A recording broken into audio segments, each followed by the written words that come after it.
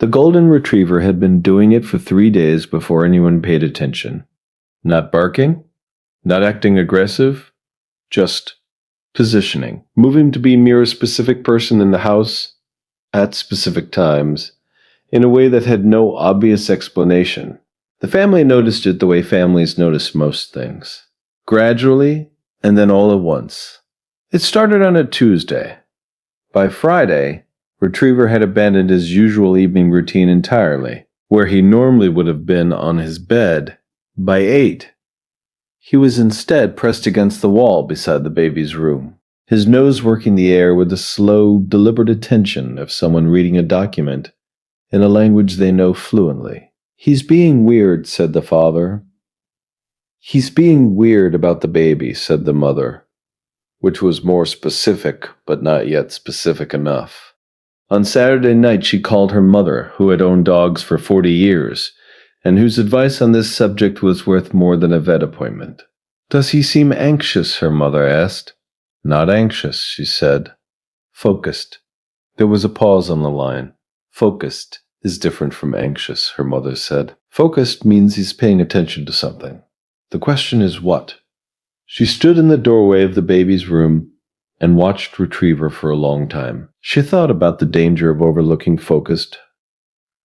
On Sunday morning she made 2 calls. The first was to the pediatrician. The second was to the emergency vet, because the dog had stopped eating, and she wanted to rule out that something was wrong with him. Nothing was wrong with him. Something was wrong with the baby. The pediatrician's office ran a panel. The nurse called back in the early afternoon with a voice that had shifted register, the shift that happens when the result changes the nature of the conversation. The diagnosis was an epileptic seizure incoming. The dog's nose registered it first. "How did you know to come in?" the doctor asked. She described the dog. The 3 days of focused attention, the abandonment of routines, the nose working the air outside the baby's room. The doctor was quiet for a moment. "Dogs can detect an epileptic seizure incoming. The dog through scent compounds that shift before any human symptom presents," she said. "We don't fully understand the mechanism, but the behavior you're describing, that's consistent with documented alert behavior in dogs." The treatment plan was clear. The outcome, because they had come in early, was good. She went home and sat on the floor of the baby's room with the dog beside her.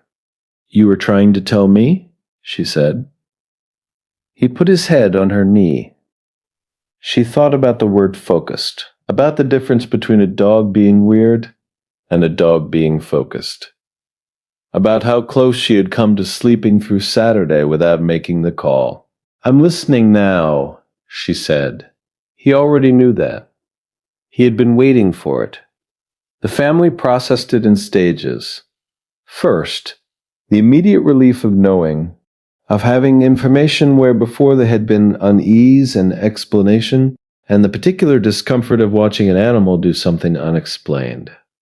Second, the retrospective, the looking back through the days of behavior and reassigning meaning. This moment was not play, it was alert. This moment was not territorial, it was navigation.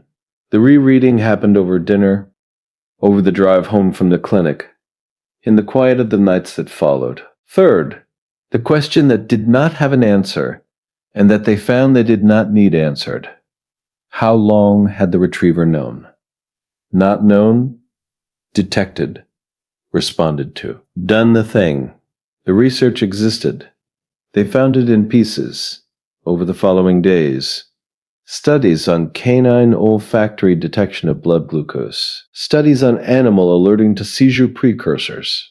Documented cases of dogs identifying respiratory changes, cardiac events, bacterial infections, all before human instruments registered anything wrong. The mechanism in each case was the same: chemical compounds that shift when physiology changes. Compounds that exist in breath and skin, and the microscopic chemistry of a body doing something different than its normal operating state. A dog's nose contains roughly 300 million olfactory receptors.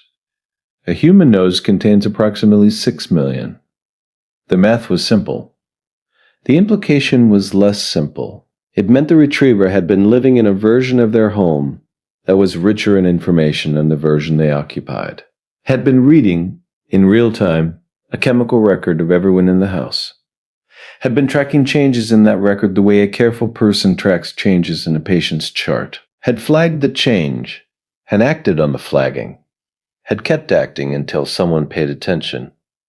The father sat in the kitchen one evening the week after. The retriever was asleep in his usual place. The house was quiet. He thought about the word alert, about what it meant when applied to an animal rather than an instrument. Instruments beeped, lights came on, numbers changed on screens. This had been different. This had been a living thing making a decision about what the information required, and then executing the decision, daily, without acknowledgement, without the guarantee that anyone would ever understand what it was doing. Just doing it. Just staying at the post. He looked at the retriever sleeping. He thought about what he owed this animal. Not gratitude exactly. Gratitude implied a transaction, and there had been no transaction. The retriever had not done this for gratitude. Had done it because the biology of the house had changed, and the change required response. He thought about what he owed was more like attention, like the kind of watching that he had finally done, the 40 minutes, or the night check, or the moment in the doorway when he had stopped explaining and started looking. He owed that, consistently. He intended to give it. The retriever stirred in his sleep. His legs moved briefly, running in some dream version of the yard, some private accounting of the day's information. Then he was still again. The father sat with his coffee in the quiet house and the sleeping retriever, and thought about all the nights the animal had been awake while the family slept.